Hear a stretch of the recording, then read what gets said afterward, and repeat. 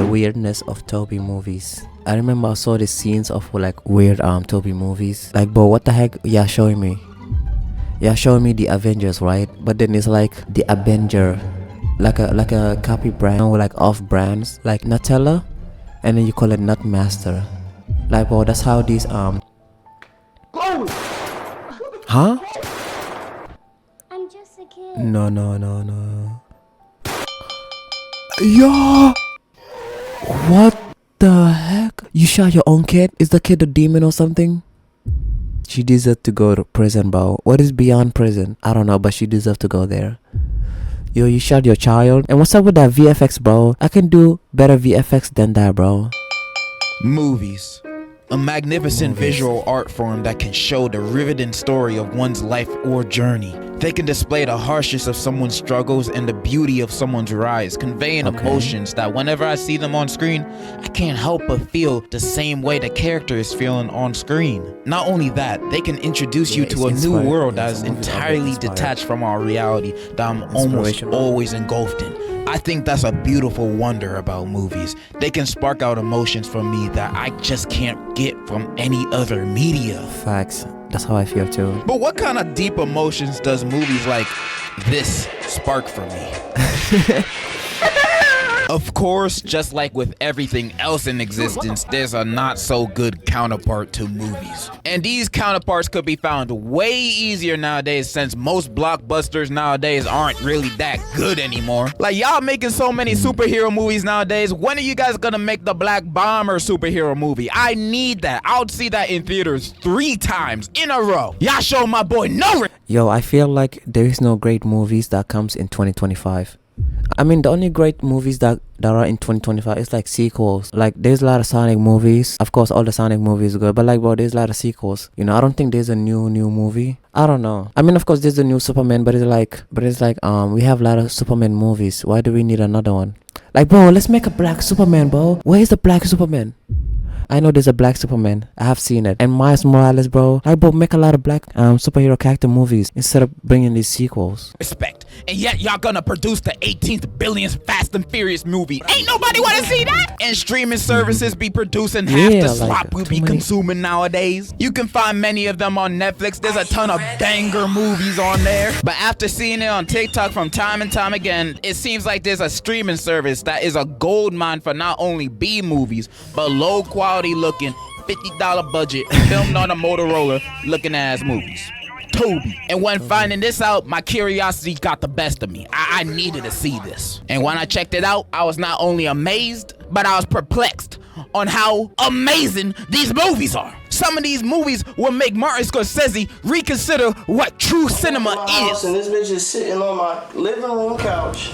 You don't That's even a know the TUBI key. movie. What are you talking about? Tiffany the dog. Boy, I don't even know what you're talking about. I haven't been there in a week. Where the fuck did she go? TUBI, if you ain't know, is a streaming service like the others, but unlike them, out of their original catalog, they have great works of arts like Bad Cat, Mary Finger Kill, and Shark Side of the Moon. You know, absolute classics that everybody knows. But outside the originals they produce, TUBI also has a big catalog of B movies. Not the jazz one, but low budget and indie movies. It has a whole bunch of films made by everyday people like you and me, since anybody can make a movie nowadays. If you got a camera, you can make a movie. The thing is, yo, all jokes aside, I feel like I could make a movie. With the videos I do, bro, I feel like I could make a movie and upload it to TUBI.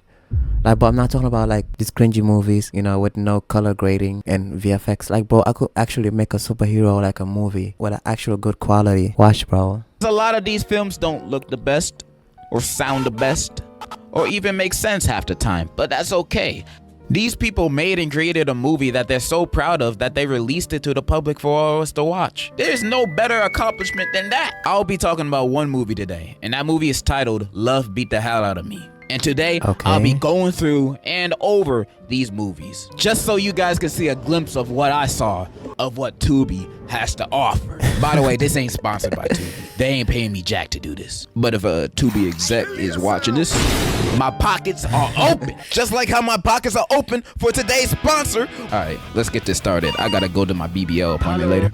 So the movie I'll be talking about is Love Beat the Hell Out of Me. Now, I'm not sure this movie is trying to be a sequel or a remake to the 2000 movie with the same title starring the original War Machine, but honestly, my research ended there. I ain't watching both movies. The movie starts off with the beautifully done studio logos and title card with some MF Doom song playing in the background. I don't know, I've only heard them from TikTok. And right at the start, we get introduced to our two main characters doing it. Okay, why start off a movie with a sex scene? Why? You instantly make it awkward when I'm with my family. Anyways, our two characters, Renee and Antonio, are happily married. They got a kid and they're doing fine, I guess. Then we cut to Antonio's job at his office and he already acting like a demon. Okay. Oh. No. His boss then enters and introduces him to the new hire, Rhonda, and you can already see mad romantical tension between them. You can cut it with a sword or tortilla. It was that obvious. Next scene, we are at a school with Renee dropping off her son to and in his classroom. There she meets her son's new teacher, and the dude is buff like a Samoan. By the end of their convo, you can see even more romantical tension in the air. We seen so much lustful tension with these two, and it was never with each other. She then leaves because she ain't trying to act up, you know. Next, we're at a studio, hearing one of the best songs ever recorded. Sitting in my crib, trying to get blown. Niggas need to understand my shit just flows. Like wait, that's the breeze the off movie? the fucking lake. I got this dope shit uncut, make your ass lose. So this dude is Renee's brother, and apparently this is Antonio's studio, and they're all a part of this music group. I forgot what it's called. And Antonio invited some fine singers to help him record a song. Renee's brother and Antonio start hollering at these girls, and all of a sudden, this dude becomes a comedian. No, he didn't call himself T-Slick. For real? This candy man looking goofy. Yeah, say my name 3 times, motherfucking watch for that. Yeah, how dare you sabotage me in front of these ladies when your sister is literally my wife. But they kiss and make up at the end, so it's all cool. Then we teleport to this long salon scene where Renee works out, and all the girls there are roasting each other, talking about their kids and that new teacher Renee met today. Her salon buddies egg her, trying to get the deets out of her, but she shows off her wedding ring, announcing her loyalty to Antonio. How sweet. Alright, not gonna lie, first third of this movie is kinda slow. There's a lot of small talk, like Antonio telling Ray about the new hire and one of Ray's grown-ass friends trying to flirt with a kid in the chicken shop. Hey, you can go home with me, boo. It ain't until we back at Antonio's office and Rhonda call him for some assistance. Antonio heads over to her office and then his boss... Yo, Chad, should I make a movie? Should I make a movie and put it on TUBI? Boss and secretary go to Rhonda's office to tell Antonio the good news, only to walk in on him giving Rhonda back shots. Are you freaking kidding me? They fired on the spot and Rhonda's laughing like she an anime villain. I don't know what the hell that's about. Why did she open the door? Bro, when she opened the door, like for 3 seconds, like, you know how when you open the door, like, you see two dudes. We then cut to Renee bro showing up to their house and he trying to tell her the bad news about her husband Antonio. I have no idea how he knows, but like just deal with it. But then he does one of those long build-up explanations. Instead of just saying what the husband did, just say he cheated. Your husband ain't the man you think he is. Bro, then Antonio walks in last second, right before an actual explanation, of course. I hate when characters do that in movies. Just spit it out. Spit it out already. Yeah. Then we cut to Renee visiting Antonio's old job because she just wanted to see her husband, being a working and strong man. Only to find out this man hasn't been working there for 2 weeks. She obviously mad, but then the boss tells her the real reason why he got fired. Then she gets even more mad. What? You Miss Chambers. Renee, you, the job of everybody that work up in here, your nosy ass secretary. Renee. We then cut to Antonio making music with that singer he met earlier. Then they start nah, I'm not gonna sugarcoat it. My guy really said, I already cheated once, I might as well do it again. Then Renee finally confronts him about his cheating, his job, and she is tired of his dishonesty. You need to calm down. Stop telling me to calm down.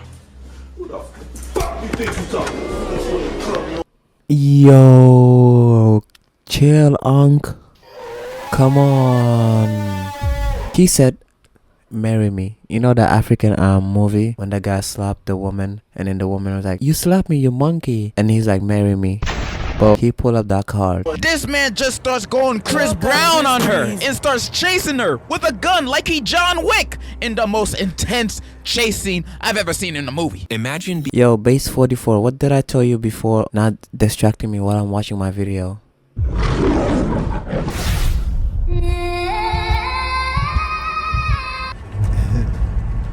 Where are you running? Okay, I think he's gonna pull up there.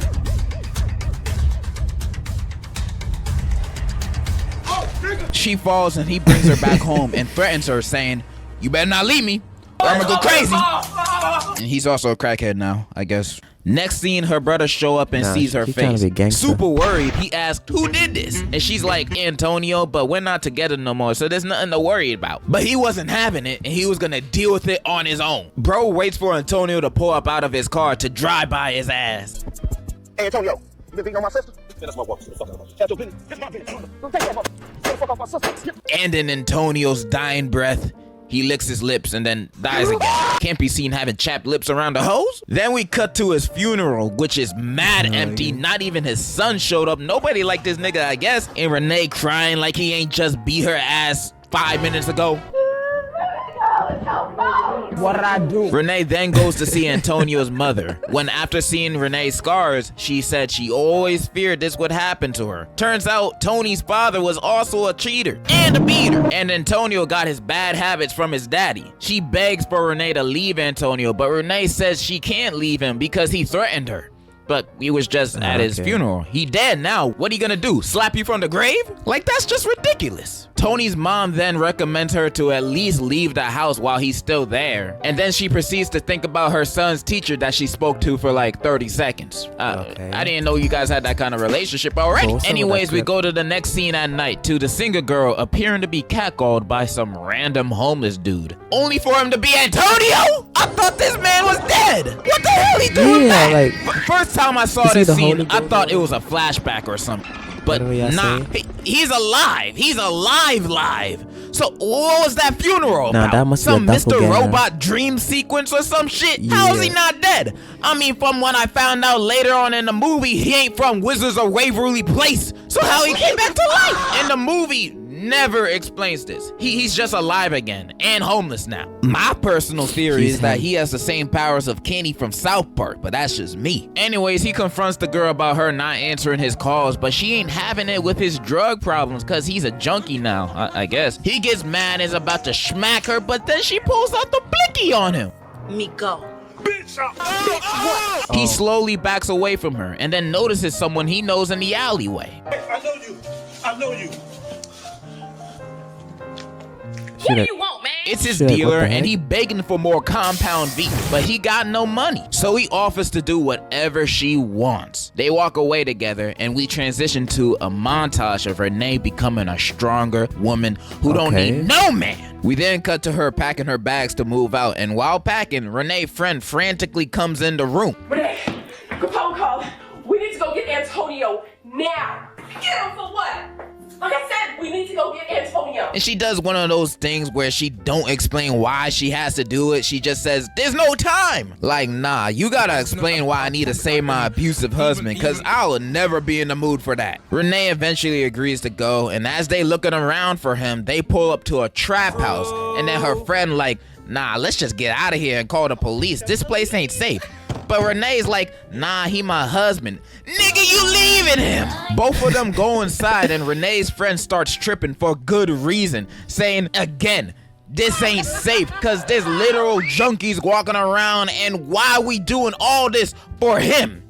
Then Renee says, look, I just need to know. I just need to know what he's been up to. No what? He had a crack house. That's an obvious sign to know what he's been up to. Renee's friend is spitting wisdom while Renee herself is spitting dumbassery. Anyways, they find Tony and he acting like his usual self ever since he died. Antonio! Damn. Who the fuck coming in my crib? He start begging her to come back and Renee just staring at him for a little bit and she just says, let's get out of here. She's seen everything she needed to see. Then why the hell y'all here? What the hell you expected it look like? To him to be the kingpin of the house? They leave, and then he chases them, and then we transition to a murder scene, and it turns out Tony's drug dealer died of an overdose, and they suspect her boyfriend of doing it. Now, they haven't even identified her body yet, so I don't know how they know she has a boyfriend. One of the cops walks outside because he keeps complaining about the stink of the body. Damn! Please get that dead body out of here. I could never watch. He this then movie, sees though. a group of young African-American men hanging out, minding their own business, and then the woman cop sees this and is like, Man, I bet you $20 I see sold the drugs to Tasha. Yeah. You know what? Hold it right there. y'all just saw these random dudes and automatically assumed they did it? You didn't even question them or yourself. You just went after them without no evidence. Like, damn. This movie's more realistic than I thought. But this one knows karate, so movie logic, I guess he did it. And that's the last we hear or see anything related to that, so what was the point? We cut to Antonio walking to Renee's house, begging some more, but Renee is really done with him this time. He tries to beat her ass again, but she's a strong, independent woman now, so the self-defense training came in clutch. She then tells him she going to church, so if he coming, he can come. He says, yes, I'll go anywhere with you, and enters the car with her, which I don't know how she comfortable with this man being in her car after he literally just tried to knock her out like he was Tyson. They enter the car together, and that's it. That's the end of the movie. That's it. Yep. That's bad acting. But it has one of those, though I'm hopeful, yes I am hopeful as today. So that automatically makes this one of the best movies I've ever watched. Now, what are my thoughts on this movie? I thought it was pretty gosh darn entertaining. Sure, it had its mishaps like having a slow first 20 minutes, but overall, I freaking loved it. And I'm never gonna judge the acting of these types of movies. I think that just comes with the TUBI package. But the writing in these movies always takes a turn in a direction that I'll never predict by the time I'm at the end of the movie. Like, who the hell this guy robbed? But I love movies like this. They're fun to watch, and I bet the people who are making it had fun making it too. Now, I'm not gonna fuck around and say this movie's amazing or anything, up there with the likes of Citizen Kane and Date Movie. But if you're looking for something stupid, fun, and entertaining to watch, I recommend this. Cause I think this movie encapsulates what TUBI movies are about. Ridiculous. Anyways, I hope you guys enjoyed this video. I know I've been gone for God knows how long, but hopefully that won't happen again. Hopefully. But I still 100% definitely love all of you guys. I love you. I love you. Shout out to him. I'm the type of person who always watch movies, right? I went to TUBI movie. I'm like, bro, these movies are not new. They're just crappy movies. I mean, I never watch these movies, but it's like, maybe I like to watch action movie where like there's a lot of VFX and all that. Bro, these type of movies, like, I cringe a lot, bro. YouTube, if you're watching this, please subscribe, okay? I really appreciate it. Thank you.